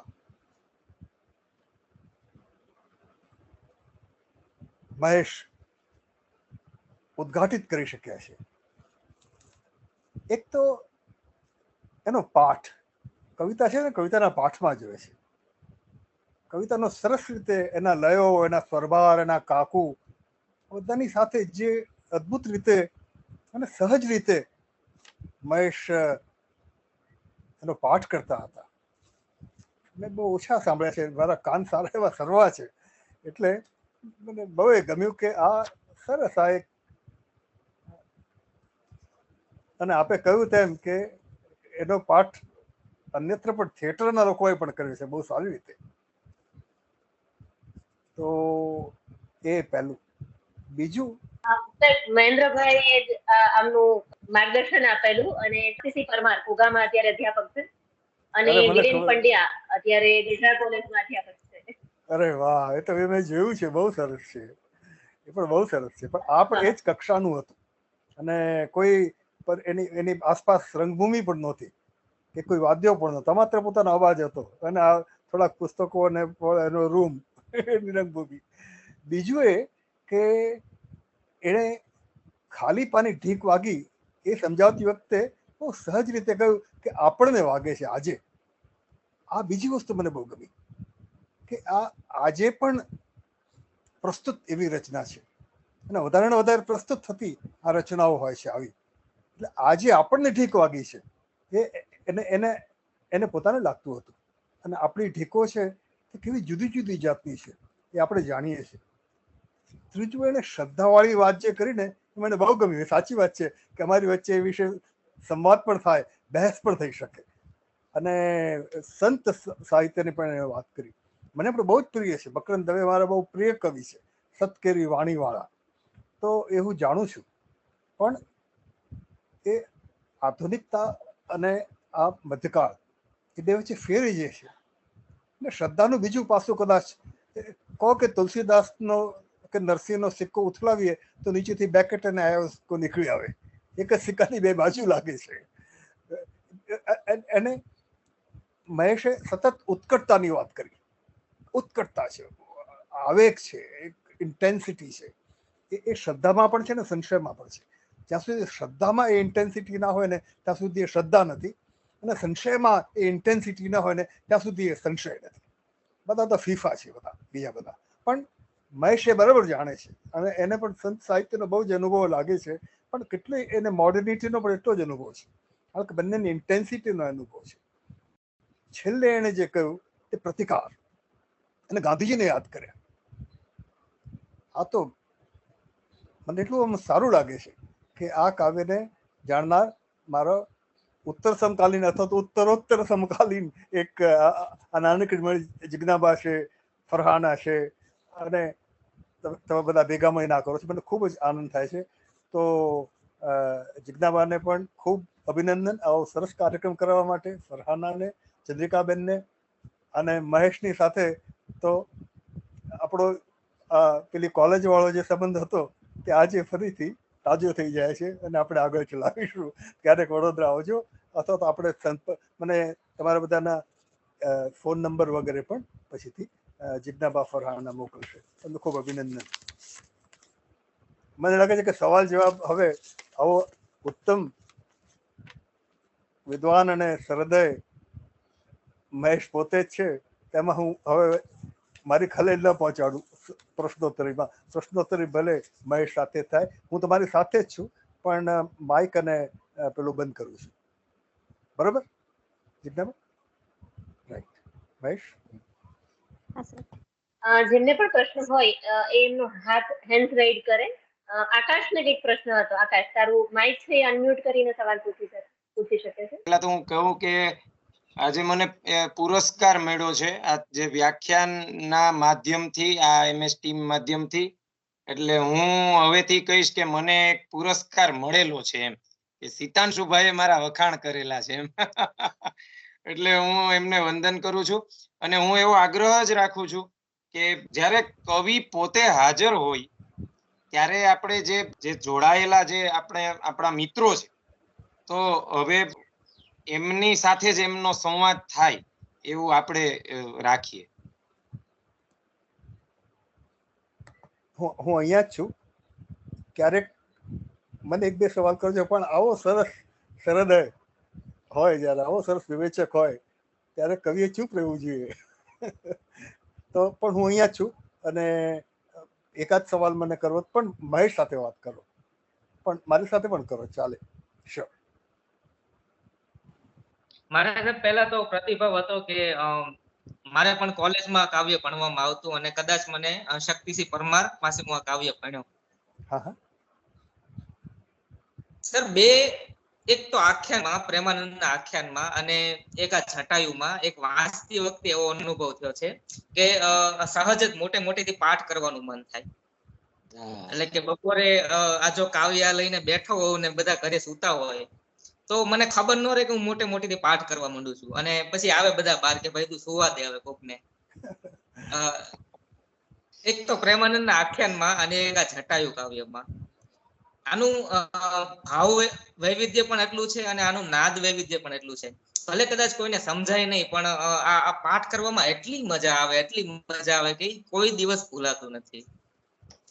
અને સર, મારો સવાલ એ હતો તમને કે તમે આ કાવ્ય લખ્યું, તો જે તે સમયે તમારી સામે કોઈ એવી પરિસ્થિતિ હતી કે પરિસ્થિતિની તમને એની કંઈક અસર થઈ? એ વખતની સામાજિક પરિસ્થિતિ, એ વખતની રાજકીય સિચ્યુએશન કાંઈ, કે કોઈ પણ? મહેશે જે કહ્યું ને કે આપણને આજે પણ આ થાય છે, અને બીજું ને પ્રતિકારની વાત કરી. આ કાવ્ય જ્યારે મેં લખ્યું દોસ્ત, તે વખતે આ બે વાત હતી. એક તો એના થોડા વખત પહેલા મારા પ્રથમ સંતાનનો જન્મ થયો હતો, મારી દીકરીનો, અને અમે અમેરિકા હતા તે વખતે. અને તે વખતે એ શ્વાસ ન લઈ શકી, અને એટલે એને પેરાલિસિસ થઈ ગયો આજીવન. તો એ એક મોટો અનુભવ હતો, અને એટલે આ જે સંત સાહિત્યમાં જે શ્રદ્ધા વગેરે છે, એ મારા માટે અશક્ય બની. અને પ્રતિકાર એક જ રસ્તો લાગ્યો, ફિઝિયોથેરાપી કરો, સ્પીચ થેરાપી કરો, ભણાવો. એના પછી પીએચડી કરીને બહુ સરસ કવિતા લખી છે અને હવે અમેરિકા રહે છે એકલી પોતાના ફ્લેટમાં, પણ વ્હીલચેરમાં છે. તો એક અંગત અનુભવ પણ આની અંદર એકદમ વણાયેલો છે કે આ સદ અને અસત ને બધું કશું નથી, આ એક એબ્સર્ડ એને બરાબર કહ્યું. હું આજના વક્તાને ટોપીવાળા સાહેબને પહેલી આંગળીને વગેરે કહ્યું તે સકારણ છે, એ કે ઉમળકામાંથી આવીને નથી કહ્યું, ખરેખર છે આ બધું. એ બરોબર, તમે પણ એ જ જાણો છો. આ સવાલ તમે પૂછ્યો છે એવો શું કે સવાલ છે, એટલી તો મને જરૂર ખબર પડે કે સવાલના ગજવામાં બહુ સારો જવાબ પણ છે. એ જવાબ પણ તમારી પાસે નહીં તો આ કાવ્ય શા માટે પાઠ કરો આવો મનમાં આવીને. એક તો એ અનુભવ હતો મારી દીકરીનો. બીજું કે 1968માં મારે અમેરિકા જવાનું થયું અને ત્યાં 4 વર્ષ ભણવાનું થયું. પછી 1 વર્ષ પેરિસમાં હતું. તો આ બધા જે વર્ષો હતા ને તે વિયેટનામ વોર અને પેરિસમાં સાર્ત્ર વગેરે જે તમારે જેવા મને વિદ્યાર્થી પ્રોફેસરો છો તમે બધા, પણ તે વખતના વિદ્યાર્થીઓ તો જવાન પ્રોફેસરોએ ભેગા મળીને પેરિસની શેરીઓમાં મોટા દેખાવો કર્યા હતા. એટલે એ હું ત્યાં ગયો તેની પહેલા પૂરા થઈ ગયા હતા. પણ એટલે એ તે વખતની જે એક વિયેટનામ વોર અને કોરિયન વોર અને આ બધું જે થયું હતું ને અમેરિકા માર્યો એટલે અશ્વેતોની સાથે ત્યાં શું વ્યવહાર થાય છે એ પણ જોયું. અને ત્યાંના જે આદિવાસી છે, આપણે રેડ ઇન્ડિયન કહીએ છીએ જેને, એ લોકો પણ મારા પ્રોફેસર જે હતા એક, તે પ્રોફેસર ગ્રોસ લુઈસ કરીને હતા. તો એમના પિતા રેડ ઇન્ડિયન ચીફ હતા અને એમણે એ પણ ચીફ થઈ શક્યા હોત કેનેડામાં, પણ એમણે એ છોડીને અમેરિકા આવીને વિદ્યા વ્યાસંગ કેળવ્યો. તો દોસ્ત તે બરોબર સવાલ કર્યો. આ સવાલના જવાબ પણ તારા મનમાં આટલી આ હકીકતો તારી પાસે નહીં હોય, પણ તે ઇન્ટ્યુઇટ કર્યું કે આ માણસને, આ કવિને પણ કંઈક થયું છે અને કંઈક અંગત રીતે બિનઅંગત રીતે કંઈક થયું છે, એ આ સાચી છે. પણ મુખ્ય મુદ્દો હવે એ છે કે દરેક કવિતાએ કવિની પકડમાંથી છૂટવું જોઈએ. જે કવિની પકડમાં સલવાઈ રહી હોય ને એ કવિતા બળવાન નથી હોતી. કવિતા જે દીકરી જેવી હોય છે. આપણું પુત્રી હોય પણ પછી એ આપણે ઘેર ન રહે, બીજે ઘેર જાય, એનું પોતાનું ઘર થાય અને એની પોતાની કોલેજ થાય. એ આપણે બહુ જુદી થાય. આપણે એને ત્યાં જેને દીકરાને ઘેર જેને રહી શકાય આપણાથી, પણ દીકરીને ઘેર જેને રહી ન શકાય આપણાથી, અને એને સ્વતંત્રતા આપવી જોઈએ. એટલે કવિતા પણ કવિની પકડમાંથી છૂટવી જોઈએ. એટલે કે આ કવિતા લેખન વખતે જે સામાજિક અને રાજકીય અને આર્થિક પરિસ્થિતિઓ હતી જેને મેં ભારે અનુભવી હતી, પણ આ કવિતા છે તે જો આજે, અને એટલા માટે મને બહુ પ્રતિકાર ગાંધીએ કર્યો, આ કર્યું, મહેશ તને પણ એટલી બધી મજા આવી જાય છે, એનું ગાવાનું મન થાય છે, કારણ કે એ તમારી આજ સાથે જોડાય છે. અને મને એનો બહુ આનંદ છે કે આ કવિતા મારી પકડમાંથી નીકળી અને તમારા સુધી બધાને તમારી પોતાની કવિતા બને છે. મહેન્દ્રસિંહ પરમાર સાહેબ પણ ઉપસ્થિત છે. નમસ્તે સર. નમસ્તે સર. સિતાંશુ સાહેબ, આપને યાદ હોય તો જટાયુનું મંચન સાહેબના માર્ગદર્શન નીચે જ થયેલું. ગ્રેટ, બહુ સરસ. બોલો બોલો દોસ્ત. હોચિમિનની કવિતાનું પણ મંચન અમે કરેલું છે તાંશુભાઈ. અને એની વાત અત્યારે એટલા માટે કરું છું કે એમાં જે હોચિમિન બન્યો તો એ છોકરો ડિફરન્ટલી એબલ હતો. અરે વાહ. એ ફિઝિકલી ચેલેન્જડ છોકરો હતો અને એ હોચિમિન બન્યો હતો. અને ટેન્કની આગે કૂચ ને ટેન્કની પીછે હટ ને એ બધું વિઝ્યુઅલી અમે લોકોએ કરી જોયું હતું. અને એમાં આ છોકરાને બહુ મજા પડતી હતી ટેન્કની સામે એક ધજા લઈને ઉભા રહેવાની. આ વાત અત્યારે મને લાગે છે કે કરીએ તો એનું એક ઔચિત્ય પણ છે. હમણાં ટેન્કની સામે પાછો એક માણસ ઉભો રહ્યો હતો અને એની પહેલા ટિએનએનમેન સ્ક્વેરમાં ચીનનો છોકરો ઉભો રહ્યો હતો ટેન્કની સામે. બિલકુલ તમે વાત. એટલે આજે એટલે સતત માણસ તમે પીડાવું, બરાબર તમે કહ્યું મહેશ કે પીડાવાની વાત છે, પણ કેટલી પીડા તમે સહી શકશો ને એ જ વાત તો છે. અને ફિઝિકલી ચેલેન્જ એટલે વ્હીલચેરમાં આખી જિંદગી ગાળવી એટલે શું છે? એટલે પેલો અભિનેતા તમારી કોલેજનો એ પણ કેવો હશે. આપણી મંડળી છે આ બધું, અને આવી સરસ કોલેજની અંદર તો બધા ભેગા મળી શકીએ છીએ. ઉમાશંકર કહેતા હતા ને, મોટાઓની અલ્પતા જોઈ થાક્યો, નાનાની મોટાઈ જોઈ જેવું છું. તમને બહુ જ આનંદ થાય છે કે તમે બધા છો, તો સારું લાગે છે. સીતાજીભાઈ, ગ્રીક કોરસ નું પણ અમારા મનમાં એક શ્રુતિ હતી. એટલે આમાં જે સમૂહ અવાજો છે, એટલે જટાયુનું જે નરેટિવ છે, વાત કરું ને હું, વાંધો નથી ને? અરે ચોક્કસ દોસ્ત. હા, એટલે આ જે ફિલોસોફિકલી આજે મહેશભાઈ જે વાત કરી એ વાતની સાથે હું થિયેટ્રિકલી આ કવિતાના બીજા એક દર્શનની વાત કરવા માંગતો હતો. અને તે એમાં જે અવાજ છે, અવાજના જે જુદા જુદા લેયર્સ છે, એ અવાજ ક્યાંક તાર સ્વરે છે, ક્યાંક મૌનના સ્વરે છે, અને એમ જુદા જુદા એના અવાજના જુદા જુદા વકલ છે, એના જુદા જુદા રૂપો છે. એમાં અમે લોકોએ એમાં એક સમૂહ અવાજ પ્રક્ષેપિત કર્યો હતો. એટલે કોરસનું જે એક ફોર્મેશન છે, એ ફોર્મેશન ગ્રીક ટ્રેજેડીનું અમને લોકોને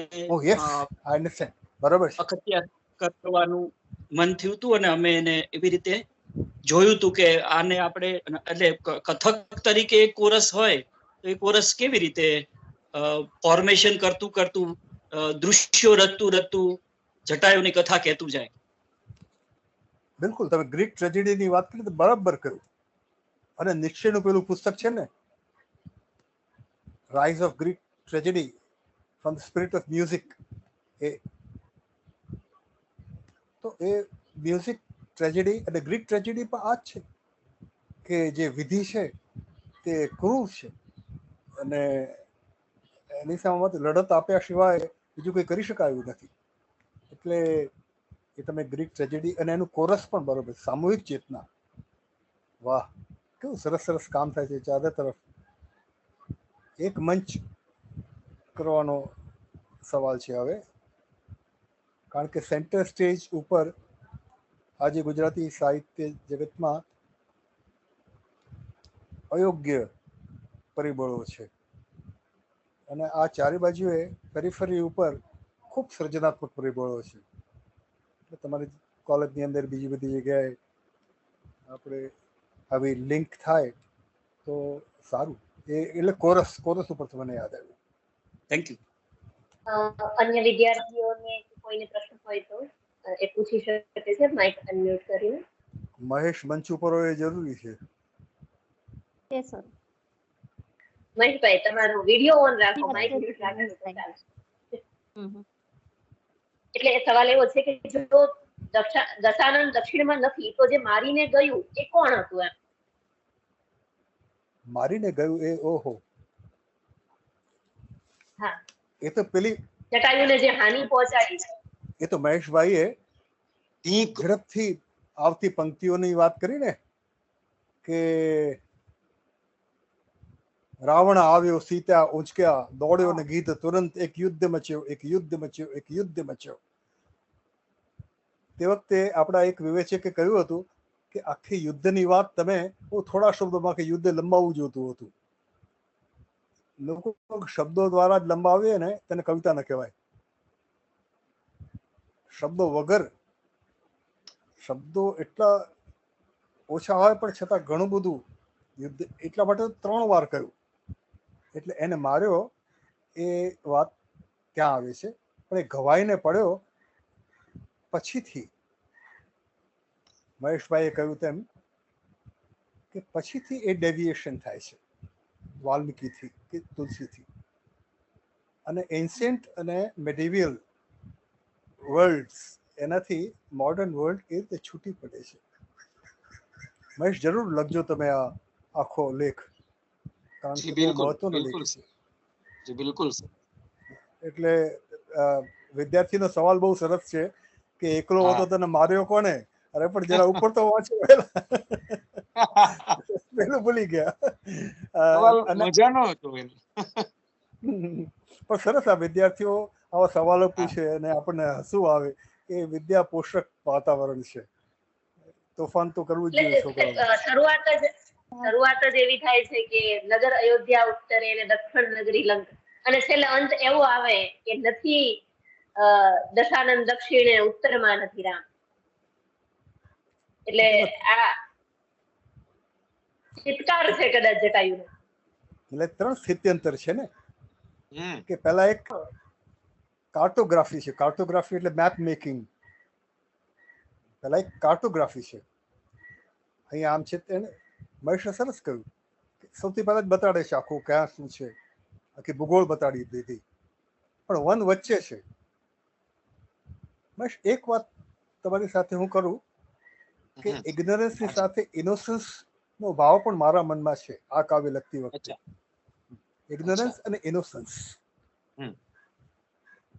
અને knowledge takes out 2 things. Knowledge takes away your ignorance, but knowledge also takes away your innocence. The loss of innocence એ પણ આપણા સમયની એક મોટી ટ્રેજેડી છે, કરુણાંતિકા છે. એટલે આ જ્ઞાન જે છે એ જ્ઞાન વિશે કેટલું બધું લખાયું છે.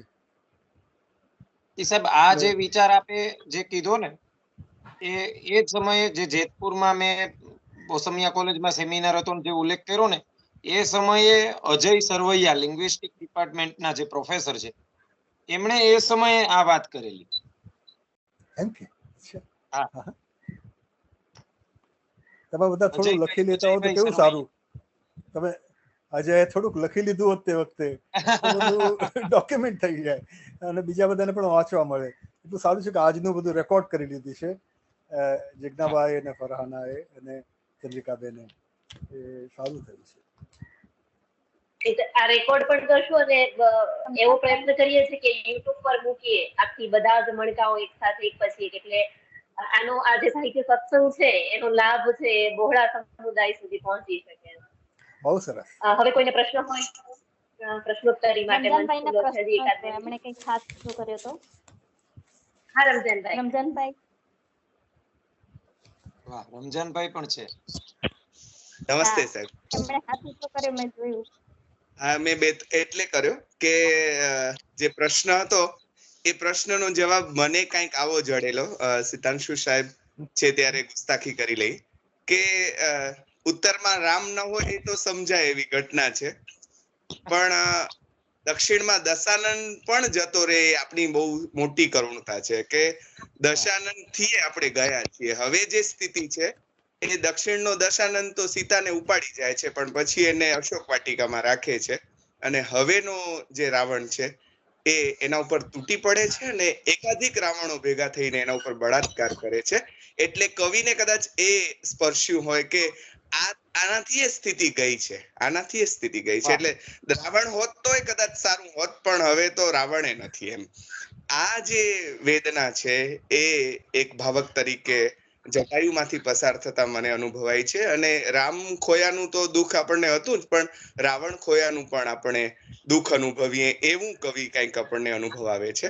એટલે આપણને એમ થાય કે આપણે ક્યાં જતા રહ્યા છીએ. એ વાત મારે ઓલા ભાઈના જવાબ રૂપે જરાક કહેવી હતી અને બહુ જ આનંદ વ્યક્ત કરવો હતો કે મહેશભાઈ નું વ્યાખ્યાન બધાને સ્પર્શ્યું. કવિને જ સ્પર્શે ત્યાં આપણને તો સ્પર્શે જ વળી, પણ મહેશભાઈને ઘણા સાંભળ્યા. એમાંનું the best lecture was this અને બહુ જ મજા પડી. ને જટાયુ કદાચ હું આ રીતે પહેલી વાર સમજ્યો આટલું ઊંડાણપૂર્વક, એટલે એમ પણ મજા પડી. સો આયોજકોનો તો આભાર, કવિએ સૌથી પહેલા લખ્યું એટલે આભાર, અને ઉદ્ઘાટિત કરી આપવા માટે મહેશભાઈનો આભાર. બહુ જ મજા પડી. આભાર. અને એક કહી દઉં કે તત્ખેવ શબ્દ આવ્યો ને ત્યારે પણ પ્રેમાનંદ યાદ આવેલા. બિલકુલ. કે પ્રભુ પ્રગટ થયા તત્ખેવ. તો આ તત્ખેવ એ મામેરાનો શબ્દ આપણને એમ થાય કે વાહ, કવિ પ્રેમાનંદની સાથે કેવા તો જોડાઈ ગયા અને એટલે મજા પડી જાય અને આપણું અનુસંધાન જોડાઈ જાય અને મજા પડી જાય. થેન્ક યુ સાહેબ, થેન્ક યુ વેરી મચ. ઘણું કહેવાય, પણ તમે જેમ કહ્યું એમ બધું કહીએ તો પછી કવિતા છે નહીં એમ, એટલે એમ કરીને મૌનમાં સરી પડીએ. જી તમે જે મુદ્દો રજૂ કર્યો તે મને બહુ કે આ હવેનો રાવણ તો અશોક વાટિકામાં નથી રાખતો, એની શું દુર્દશા કરે છે. એટલે કોઈ પણ લેખકને એની જે જો બરાબર લેખક હોય તો એક અપેક્ષા એના મનમાં આશા રહે કે એના અનુગામીઓ ઉત્તમ રચના કરે અને સાહિત્યની પરંપરા આગળ વધે. તમે હમણાં જે વાત કરી ને એ પ્રકારની છે. મને એનો આનંદ થયો કે મારા એક ઉત્તર સમકાલીન સાથી એ આ રીતે બરાબર જુએ છે કે હવે દશાનંદ અલોપ નથી થઈ જતો. દશાનંદ તો હેરાન પરેશાન આપણને કરે છે. એમાંથી કોઈક કાવ્ય આ 3 ચહેરા જોઉં છું ને બીજા બધા ચહેરા હશે તો આ 3 ચહેરાઓમાંથી કોઈક એવું લખે, એવા મનમાં અરમાન થાય કે ચાલો આપણી ગુજરાતી ભાષામાં નવું લખાતું રહે. પણ સીતાંશુ સાહેબ, રમજાનભાઈએ જે સરસ અર્થઘટન કર્યું તો હું ન ભૂલતો હોઉં તો 1975-76 સંજ્ઞામાં આ પ્રગટ થયેલી કવિતા હું ન ભૂલતો હોઉં તો. બિલકુલ. અને 1986 પુસ્તક સ્વરૂપે આવી. તો જિજ્ઞાબા અને રમજાનભાઈ તો સરસ આ જવાબ આપ્યો છે એટલે એમને પણ જિજ્ઞાબા આ કેટલું પ્રસ્તુત કવિતા કે એ સમયે જે કવિની મનોસ્થિતિ છે એ વર્તમાન સમયે વાસ્તવિક રીતે પ્રસ્તુત થાય છે. જે રમજાનભાઈએ જે વાત કરી એ અત્યારનો ભાવક છે કે અત્યારનો વિવેચક છે એ અત્યારે આ રીતે પણ જોઈ શકે છે એવી પરિસ્થિતિ ઊભી થાય. પણ છેક 1975-76 લખાયેલી આ કવિતા, તો એનું પ્રસ્તુત પણ જે સાંપ્રત સમયમાં એ પણ આપણે આ કવિતામાં એનો જમા પાસું જોઈ શકીએ.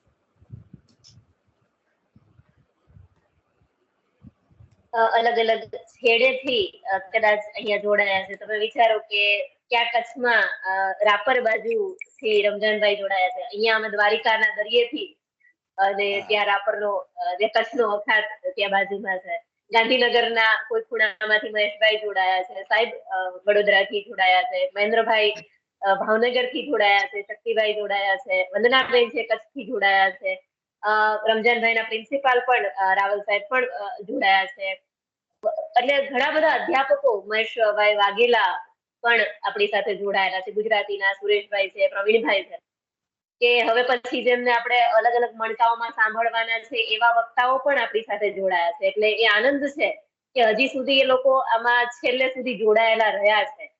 એટલે એ સફળતા મહેશભાઈની છે કે એમના વ્યાખ્યાનથી એમને જોડી રાખ્યા છે અત્યાર સુધી, અને આ ઓનલાઈન માધ્યમથી પણ જોડાયેલા રહે એ જ આપણી આની સફળતા છે આ વ્યાખ્યાનની. કોઈને હજી પ્રશ્ન હોય તો પ્રશ્ન લઈએ, બાકી આપણે ફરહાનાબેનને વિનંતી કરીએ કે આપણે ઇન્ફોર્મલી આભાર માનીએ, કેમ કે સાહેબ તો આપણા ગુરુજનો છે એમનો આભાર માનવાનો ન હોય, કેમ કે એમનો તો સતત એમનું માર્ગદર્શન મળતું રહેવાનું છે. સીતાંશુ સાહેબ સાથે બીજું નાતો એવો છે કે મારું પીએચડી છે એ MS યુનિવર્સિટીમાંથી થયું છે, એટલે 2 વર્ષ ત્યાં JRF તરીકે હું જોડાયેલી રહેલી છે. એટલે એ નાતો પણ હું જોડું છું. મહેન્દ્રભાઈ પહેલા વ્યાખ્યાનમાં અહીંયા આવ્યા પછી ગુરુનો આશીર્વાદ અહીંયા મળ્યો છે મહેન્દ્રભાઈનો, એટલે આ મારી પાછેરામાં પહેલી પૂણી અહીંયા આવ્યા પછીની છે. એટલે એ ખરેખર હવે અત્યારે હું ફૂલી ને થોડી વધારે ઓલું ભાત રાંધતા ફૂલે ને, હું ક્યાંક નિરંજન ભગતે એમની કવિતામાં ક્યાંક કીધું છે કે ભાત જેમ રાંધાઈને ફૂલ્યા હોય એવી થોડી ફૂલી ગઈ છું આજે. કોઈને પ્રશ્ન હોય તો પ્રશ્ન લઈ શકીએ છીએ.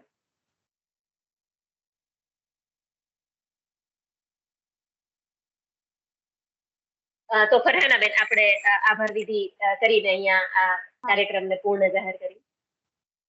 હા, આભાર વિધિ કરવી જ રહી, કારણ કે બેટરી પણ લો છે અને નેટવર્ક તો પણ મેસેજ પડી ગયો કે આટલા ટકા યુઝ થઈ ગયું છે. તો આભાર વિધિ તરફ ગતિ કરીએ.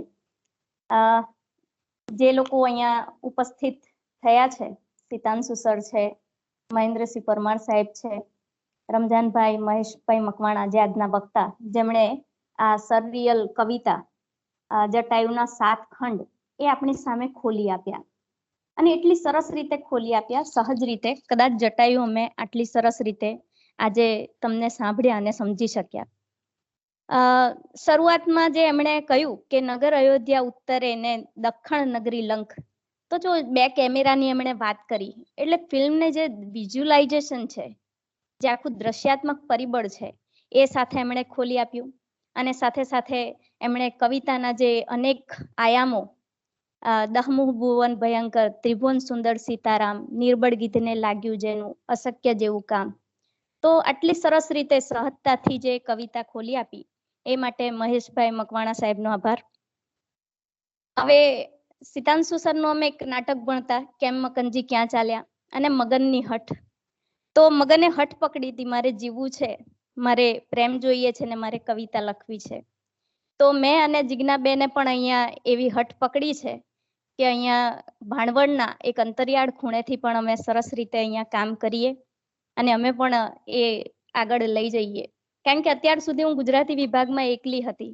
પેપર મારે બધા પેપર ચલાવવાના હોય અને હું એકલી પડતી, પણ હવે અમે પણ હઠ પકડી છે કે અમે કંઈક કરીએ ભાણવડ જેવા અંતરિયાળ વિસ્તારમાંથી પણ.